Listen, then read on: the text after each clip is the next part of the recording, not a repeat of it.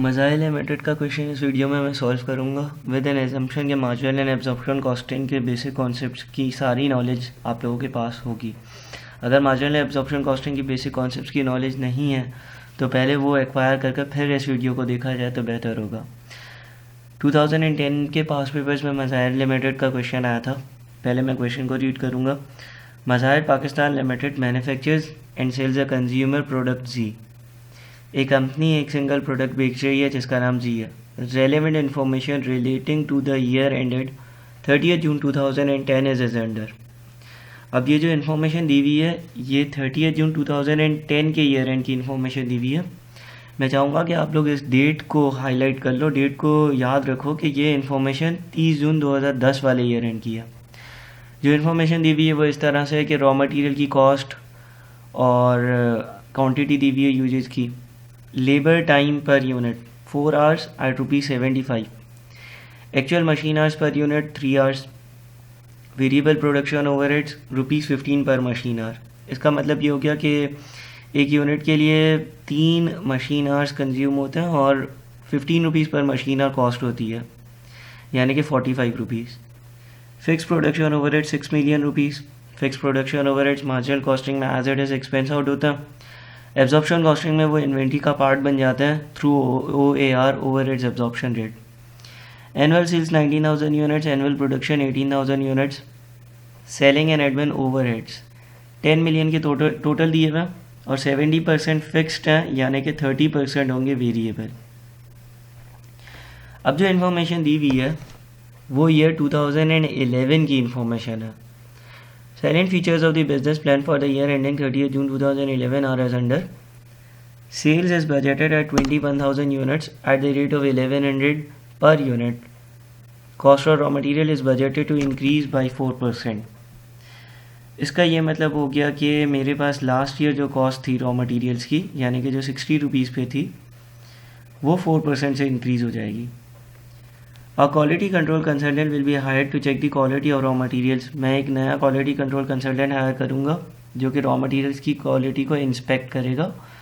It will help improve the quality of materials procured and reduce raw material usage by 5%.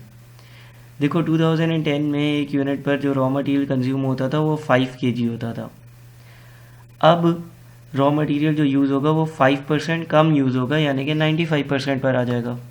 Payment will be made to the consultant at ₹2 per के जी, लेकिन मुझे एक extra ₹2 per के जी की cost पे करनी पड़ेगी इस कंसल्टेंट को। और मैं हमेशा हर कॉस्ट की तरह मार्जिनल एब्जॉर्प्शन कॉस्टिंग में ये देखूंगा कि क्या ये कॉस्ट वेरिएबल है। हाँ वेरिएबल है, क्योंकि जितने केजीज़ वो ज़्यादा इंस्पेक्ट करेगा, जितने मैं यूनिट ज़्यादा बनाऊंगा और केजीज़ ज़्यादा इंस्पेक्ट होंगे, ये कॉस्ट इंक्रीज़ होती रहेगी। सेकेंडली ये कॉस्ट रॉ मटीरियल से लिंक्ड है, यानी कि ये मैन्युफैक्चरिंग की वेरिएबल कॉस्ट है। पॉइंट नंबर 4 में बोलता है the management has negotiated a new agreement with labour union whereby wages would be increase by 10%। Inflation की वजह से लेबर यूनियन ने एग्रीमेंट किया है या जो भी है, 10% वेजेस जो है वो इंक्रीज़ हो रही हैं। अगर मैं प्रीवियस ईयर की वेजेस की अमाउंट देखता हूँ तो प्रीवियस ईयर जो वेजेस थी वो थी 75 पर आवर। वो वेजेस 10% से इंक्रीज़ होनी ही होनी है इस साल। खैर, लेकिन मैंने क्या किया, मैंने फर्दर कुछ मेजर्स लिए लेबर के, और वो लिखा हुआ है कि the following measures have been plan to improve the efficiency. अब ये जो मेजर्स दिए हुए हैं ये एफिशिएंसी को इम्प्रूव करने के लिए मैंने अंडरटेक किए हैं। सबसे पहले तो मैंने ये किया है 30% of the savings in labour cost will be paid as bonus. भाई एफिशिएंसी की वजह से जितने भी पैसे बचेंगे उसका 30% मैं लेबरर्स को दे दूँगा। A training consultant will be hired at a cost of 300,000 per annum to improve the working capability of the workers. मैं कुछ ट्रेनिंग प्रोवाइड कर रहा हूँ अपने वर्कर्स को, और ये वो लेबरर्स हैं जो कि गुड्स बनाते हैं, यानी कि ये 300,000 की कॉस्ट के दो एट्रीब्यूट्स हैं। वो ये हैं क्योंकि ये पर एनम कॉस्ट है तो ये फिक्स्ड कॉस्ट है, क्योंकि ये उन लेबर से पर्टेन करती है जो मैन्युफैक्चरिंग करते हैं तो ये मैन्युफैक्चरिंग की फिक्स्ड कॉस्ट है। On account of the above measures, it is estimated the labor time will be reduced by 15%. ये जो मैं दो मेजर्स लूँगा, जो ट्रेनिंग के मेजर्स लूँगा, उसकी वजह से मेरा लेबर का जो टाइम है, जितना टाइम लेबर लेता है वो 15% से कम हो जाएगा। अगर मैं प्रीवियस ईयर देखता हूँ तो लेबर एक यूनिट बनाने के लिए 4 आवर्स कंज्यूम करता था, जबकि अब क्या होगा, अब हर यूनिट बनाने के लेबर 4 आवर्स कंज्यूम नहीं करेगा बल्कि 15% कम टाइम कंज्यूम करेगा।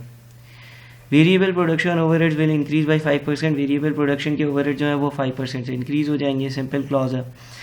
Fix production overheads are expected to increase at the rate of 8% on account of inflation.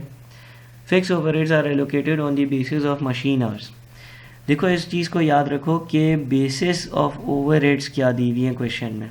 मुझे अगर मशीन आवर्स बेसिस दी हुई हैं तो वो यार मैं बेसिस मशीन आवर्स ही यूज़ करूँगा। मैं जो बेसिस क्वेश्चन में दी हुई हैं वो बेसिस फॉलो करूँगा। The company has a policy of maintaining closing stock at 5% of sales. जितनी भी कंपनी की सेल्स होती हैं कंपनी उसका 5% मेंटेन करती है क्लोजिंग स्टॉक में। In order to avoid stockouts, closing stock will now be maintained at 10% of sales. लेकिन इस साल से कंपनी ने एक नई पॉलिसी डेवलप कर ली और वो ये पॉलिसी डेवलप की है कि क्लोजिंग स्टॉक जो है वो सेल्स का 10% होगा। यानी कि अगर मैं इस 5% की बात करूं तो ये पिछले साल की पॉलिसी थी। अगर पिछले साल की पॉलिसी थी तो पिछले साल के सेल्स के यूनिट्स थे 19,000। पिछले साल 19,000 का 5% जो भी अमाउंट बनता होगा, जितने भी यूनिट्स बनते होंगे वो पिछले साल का होगा क्लोजिंग स्टॉक। और अगर पिछले साल का होगा क्लोजिंग तो इस साल के होंगे वो ओपनिंग स्टॉक के यूनिट्स। इस साल की सेल्स जो है वो है 21,000 यूनिट्स। मेरी नई पॉलिसी है कि मेरा क्लोजिंग स्टॉक सेल्स का 10% होगा, यानी कि इस साल का क्लोजिंग जो होगा वो 21,000 का होगा 10%। The closing stocks are valued on first in first out basis. ये बात इंपॉर्टेंट है कि कंपनी कौन सा मेथड यूज़ कर रही है।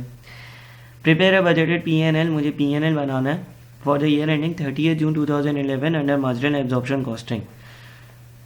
मुझे मार्जिनल कॉस्टिंग और एब्जॉर्प्शन कॉस्टिंग दोनों से प्रॉफिट एंड लॉस अकाउंट बनाना है। एंड वी में reconcile the profits worked out under the 2 methods. और दोनों मेथड्स से मुझे जो प्रॉफिट मिला है पार्टी में जो मैंने कैलकुलेट किया है उसको मुझे रिकनसाइल करना है। अब मैं इस क्वेश्चन को सॉल्व करूँगा। बहुत सारी ऐसी चीज़ें होंगी जिसकी मैं एज्यूम करूँगा कि तुम लोगों के पास बेसिक नॉलेज है, क्योंकि मैं सिर्फ़ और सिर्फ इस वीडियो का पर्पज़ है कि मैं इस क्वेश्चन को सॉल्व करूँ, ना कि मैं मार्जिनल एब्जॉर्प्शन कॉस्टिंग के बिल्कुल बेसिक कॉन्सेप्ट प्रोवाइड करूँ। चलो अब हम सॉल्व करते हैं इस क्वेश्चन को। और क्वेश्चन को सॉल्व करने के लिए सबसे पहले मुझे ये पता होना चाहिए कि यार सेल्स के कितने यूनिट्स हैं, ओपनिंग स्टॉक के कितने यूनिट्स हैं, क्लोजिंग स्टॉक के कितने यूनिट्स हैं और प्रोडक्शन के कितने यूनिट्स हैं।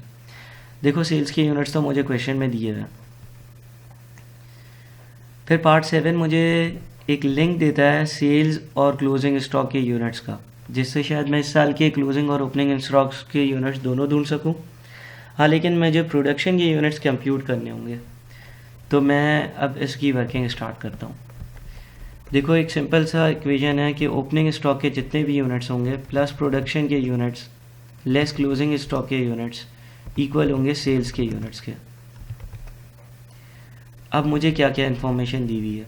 मुझे सेल्स के यूनिट्स इस साल के पता है और वो हैं 21,000 क्लॉज नंबर 1 में। मुझे ओपनिंग स्टॉक के यूनिट्स पता है। कैसे पता है? पॉइंट नंबर 7 बोलता है कि मेरी जो क्लोजिंग स्टॉक होगा वो 5% ऑफ सेल्स होगा और ये प्रीवियस ईयर से लिंक्ड है। प्रीवियस ईयर के सेल्स के यूनिट्स है 19,000, यानी कि मेरा ओपनिंग स्टॉक इस साल का लास्ट ईयर का क्लोजिंग स्टॉक होगा और वो होगा 19,000 का 5%। क्लोजिंग स्टॉक भी मैं कंप्यूट कर सकता हूँ। वो कैसे?